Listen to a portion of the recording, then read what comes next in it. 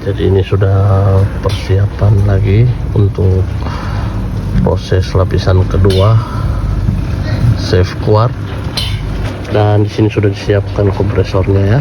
Kita lihat seperti apa prosesnya selanjutnya. Ya, seperti inilah proses pengecetan lapisan kedua safeguard. Jadi sampai di sini dulu video siang hari ini. Nanti kita lanjut lagi di video berikutnya. Terima kasih. Salam satu jangkar.